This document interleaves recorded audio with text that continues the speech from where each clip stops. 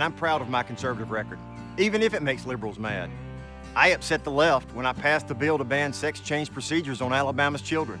They got really mad when I banned curbside voting and helped put their absentee ballot harvesting buddies in jail. They lost their minds when I removed non-citizens from Alabama voter rolls, because only Americans should vote in our elections. I'm Wes Allen, and I'm the last person liberals want as your lieutenant governor, because I'll never stop fighting for Alabama values.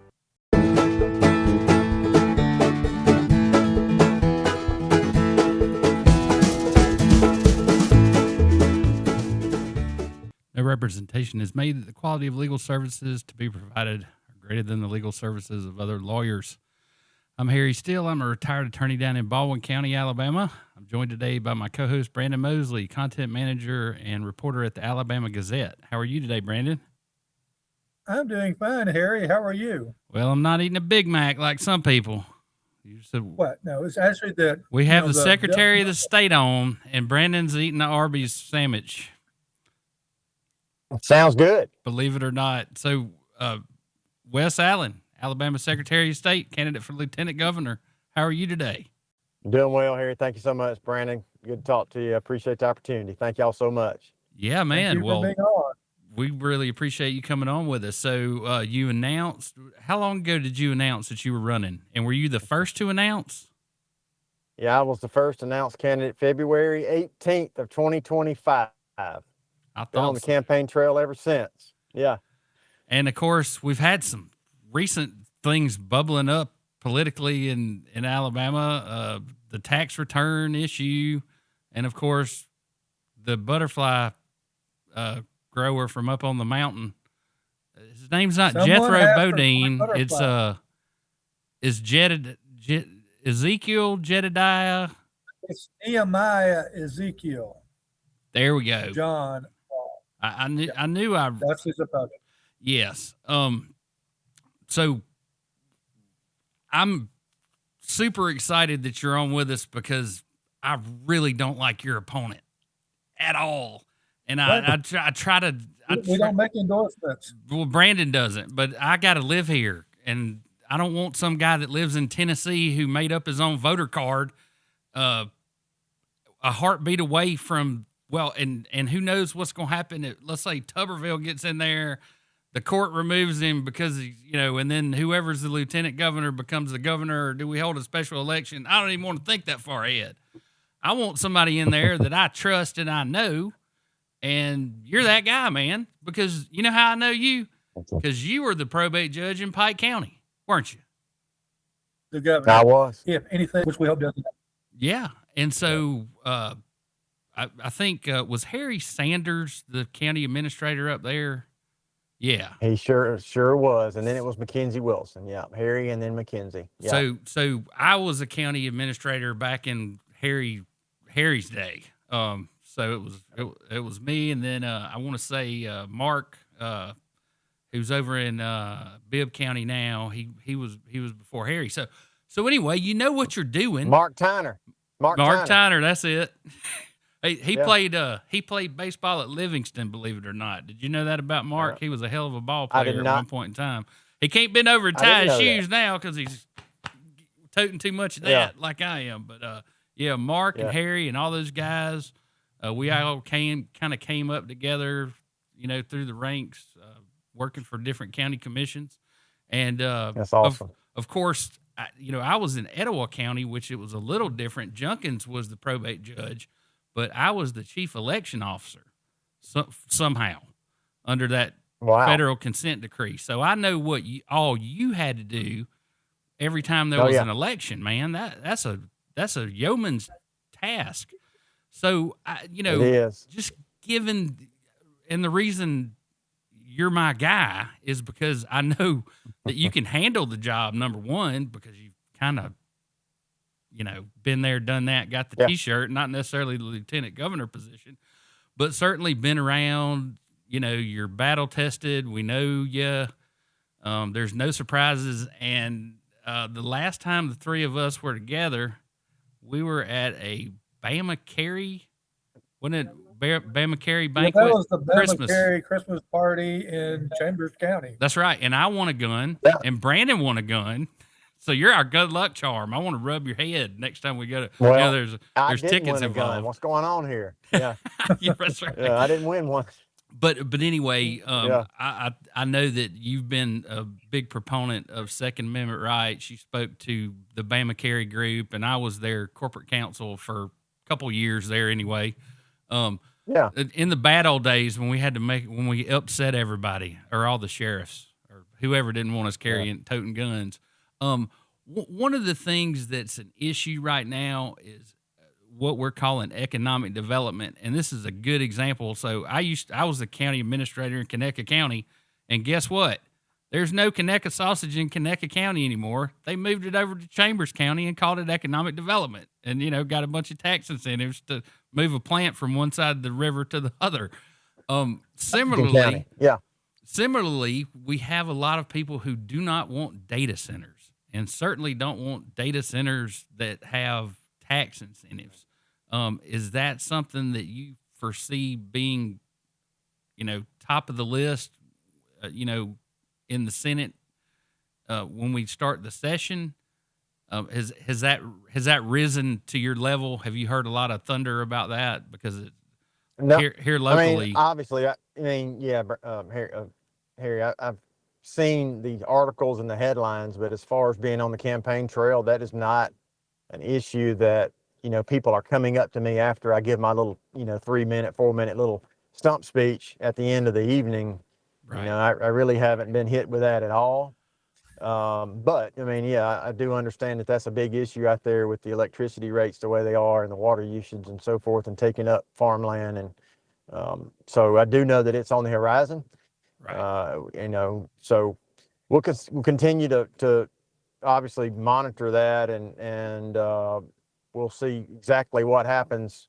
But I don't know that it's hard to anticipate what's going to, be front and center with the state Senate when we go into session next year. So it's hard to say. I can't really answer that question for you. I'm sorry. That's okay.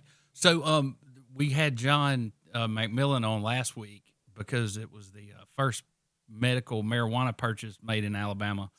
There's one dispensary open. Is that right, Brandon, in Montgomery? That's the only one? Yes, there's one dispensary now in Montgomery, and the only products they can sell as of yet are the little gel caps and the tinctures. And I voted for crawfish flavored, but I think the only part, but peach won out, right? It's only one flavor, peach. Oh my gosh! And they Crawfish, did it. I'm sure I did don't not think win. that's beyond my. I mean, I don't think me and Wes know anything about that.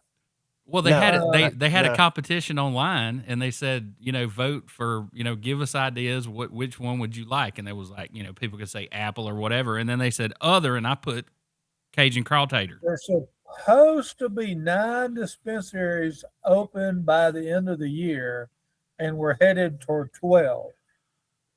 Well, I think I think eventually it'll be 37, but we're a long way from that. Well, I think everybody who's in office should take a lap on this one because this was something that was not very popular. It's not as unpopular as dirty library books, but wasn't really popular with the people in Alabama except the ones who had relatives dying of cancer, suffering, and not wanting to take opioids. So I'd say that's a real positive, something that the legislature did. I think the marijuana, from someone who was around in 2021 when this passed, I think the marijuana issue was greatly helped by the opioid crisis and all of the where we had doctors running pill mills. No. And, all that was breaking at that time. It's like, well, heck, it's a pain reliever. It can't nearly be as dangerous as stuff that's actually killing people that doctors in Alabama were legally selling at the time. I think we've made, you'd have to ask Steve Marshall, but I think it's close to like $800 million in opioid settlements, from that whole deal where drug companies were kind of running amok. Well, I'm living proof that anybody can get off opioids after, of course, after I had my last back surgery, I just kind of threw them all in the garbage. And, but yeah, I had several back surgeries. Matter of fact, the whole time I was in law school, the whole time I was a county manager, I'm just taking whatever the doctor tells me to take. And, I kicked it. Of course, I never really felt like, all I was doing was taking what the doctor told me to take, but, I'll agree with you. Having a pain reliever that you can't overdose on, that's like, why wouldn't it be legal? But okay, let's move on. It is the 250th anniversary of America, and we kind of just did this down here. Do you know about the Marquis de Lafayette's tour? He came through here. I guess it was 50 years after it couldn't have been 50 years after the revolution. Was it, Brandon? Would he have still been alive? Anyway. Yeah, he was a young man during the revolution. I was thinking he was 18, 19 years old. And then when he came around 50 years later, he was in his 70s. Yeah, but, Lafayette, Alabama, about every state has a town named for him or a county. Yeah, there's a tavern near our offices in Montgomery where he stayed, when he came by visiting.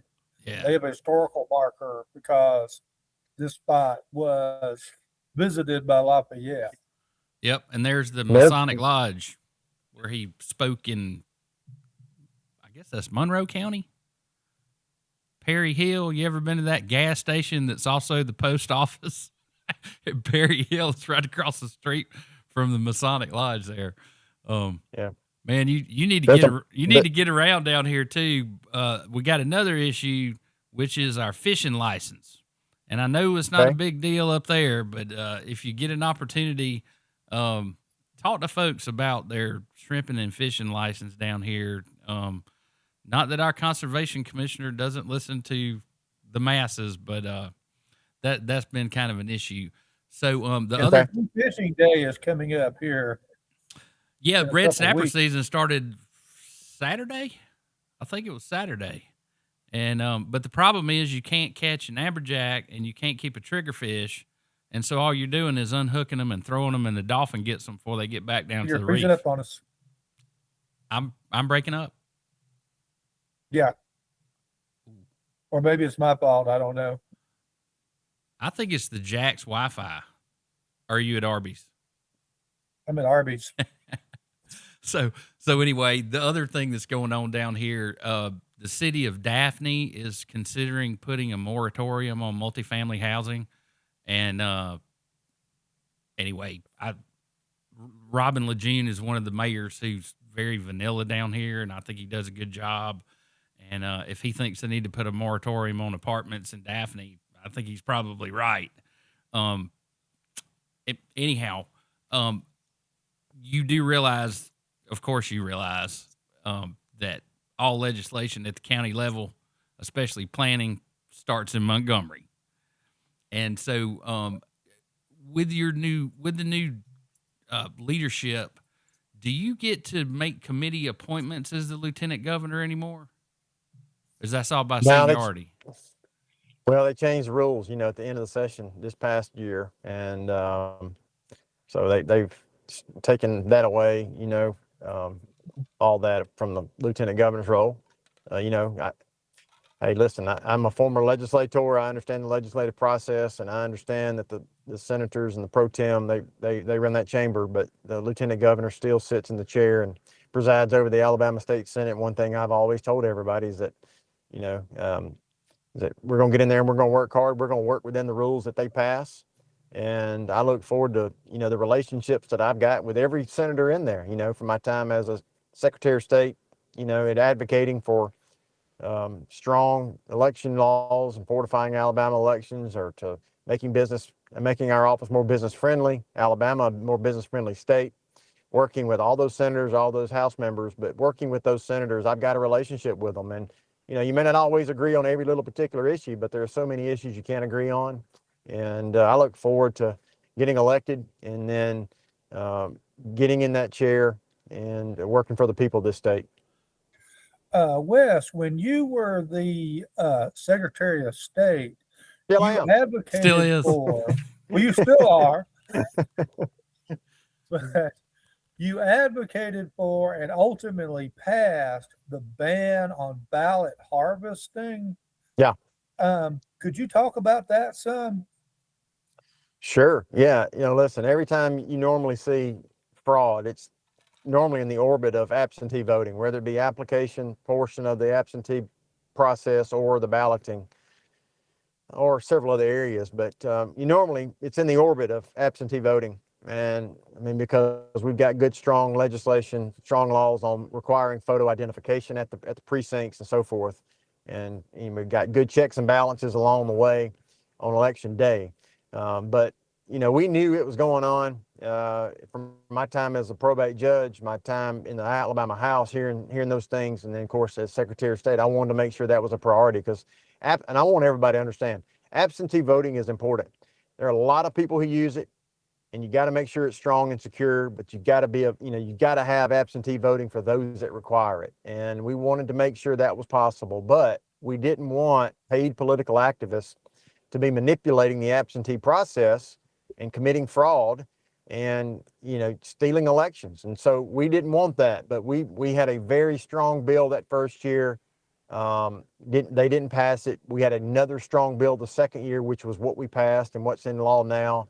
And so it all starts with the applications of absentee ballots. And so we made sure that we put in good provisions, felony provisions, to make sure if anybody wanted to break the law, that they were getting paid to distribute, to pre-fill, to collect all of these absentee applications, that there were felony provisions. And if you look, Brandon and Harry, throughout the code of Alabama, the election code, code 17, election fraud normally carries with it misdemeanors.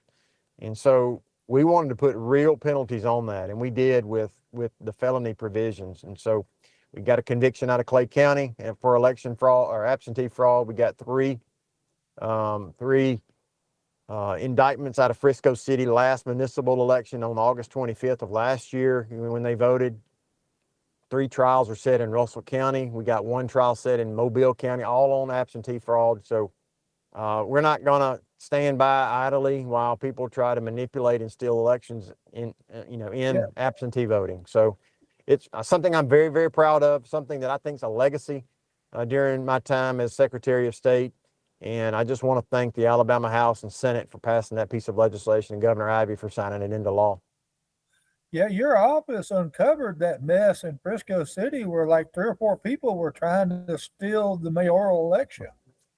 Yeah, it's we have a lot of complaints that come into the office, Brandon, and we don't have investigative or prosecutorial authority under law. We don't have subpoena power. That's what a lot of people don't understand. They want us to kind of come in and do all that, but the law does not grant me the ability to investigate with subpoena power and sworn officers to go investigate, and then we can't prosecute either. So we get the complaints in. All we can do is evaluate it and either send it on to the law enforcement agencies, either the local DA, the AG, FBI, or DOJ, or other appropriate law enforcement agencies. But when we get it, we take it very, very serious. When you were in the House of Representatives, you carried the bill that banned sexual mutilation of minor children. Could you talk about that? Yeah. So I first carried that bill, the VCAP bill, in 2020. And of course, we all knew what happened in 2020. We got cut short with COVID, and which seemed like a world ago, right? I mean, that was 6 years ago. Seemed like 20 years ago. I mean, it's crazy, right? And but we knew that was a serious issue. And guys, I think y'all know me well enough, and a lot of people out there know me well enough that when I stake my flag in the ground on these big issues, I bear down and we get it done and then get results. And it took 3 straight sessions to pass that piece of legislation. I just didn't think in Alabama we couldn't allow these transgender surgeries on minors. We couldn't allow the cross-sex hormones to try to make a child believe he was one sex or the other. the puberty blockers. We needed to prohibit that. And we protected children. It is now law of the land. We passed that piece of legislation on the last day of the session, August, I think it was the 7th of 2022, right before I was elected, Secretary of State that May, or nominated for Republican nomination. But that was an important piece of legislation. I had a lot of help on it from my Republican colleagues in the Republican caucus, and obviously the Senate Republican caucus. And thank the good Lord that they believed in that piece of legislation, and I was able to get that thing across the finish line with Shea Shellnut. The other thing you could have done is just make it not punishable if you beat the hell out of one of those doctors with a baseball bat. That would have put an end to the sexual mutilation and all that. But to your point, this was a much better route in a civilized society. Yeah. One of the other things that I wanted to bring up and give you kudos on, and a lot of people don't, unless you're investigating who just bought the building across the street from you, your website is probably one of the easiest to use to, if I'm helping somebody that wants to incorporate a domestic LLC, say I want to change the registered agent, man, you have no idea what kind of a problem that was about 5 or 6 years ago. So just the ease of use, and I think there are a lot of things that the people of Alabama don't know the Secretary of State is responsible for, but registration of all the business entities in the state is one of your responsibilities, along with all this. How much money somebody gave you to run for office? You got to do all that through your website too. So that has really been fantastic. No, thanks for that. And really, I mean, the Secretary of State's office touches every business basically in the state of Alabama because they hit our website, and we want to make that as easy as possible for people to go out and start a business, to go out and chase their American dream, to go out and be successful, go out and provide for their families. And, we've got a great crew, great team over there in the business entities division, and they do a fantastic job of taking care of the people of this state. And one thing I say is it is so important that taxpayers, when they call a government agency, they talk to a real live human being. I cannot stand trying to my truck just cut off. I cannot stand when you try, you need to talk to somebody in the government and they won't pick up the telephone. Well, I have made that a priority. And if we don't, pick up that telephone right then, we're going to call you right back because, listen, there's always a place for, the chat bots and talking to somebody on email. But when you can talk to a live human being, hear the inflection on their voice, hear how they want to help you. I brought that from my days as a probate judge. You just got to help people. And we want to make sure that we are helpful, but at the same time, let's just get out of the way and let them be successful. Well, Wes, last time I saw you, you were down here in Baldwin County, and you got the Alpha endorsement that night. Are you going to be making it back down here to speak to us before the election? So I am headed back down to South Alabama here in just a few minutes. And looking forward to, campaigning all over the state like I've done since February of 25. And I tell you, it's a big state, beautiful state.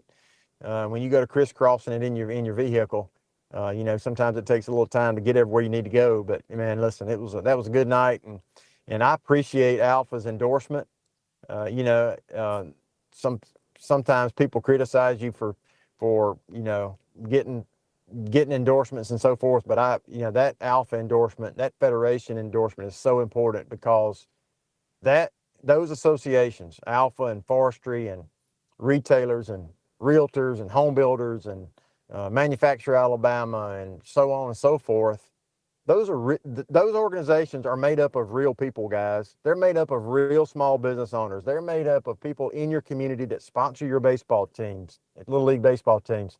They're made up of the people that make up the United Way in your communities. Those are real people that are motivated to action to take care of their state through their associations, just like the Farmers Federation. Those are real farmers in real communities and real counties throughout the state of Alabama that care about their state.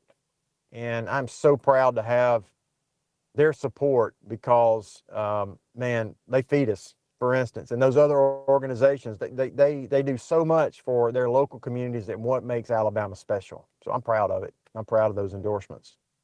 Wes, you declared your candidacy in February of 2025, and you and Nicole Jones Wadsworth and Rick Tate and several other people, Patrick Bishop, were out there campaigning, for, you know, basically, 10 or 11 months.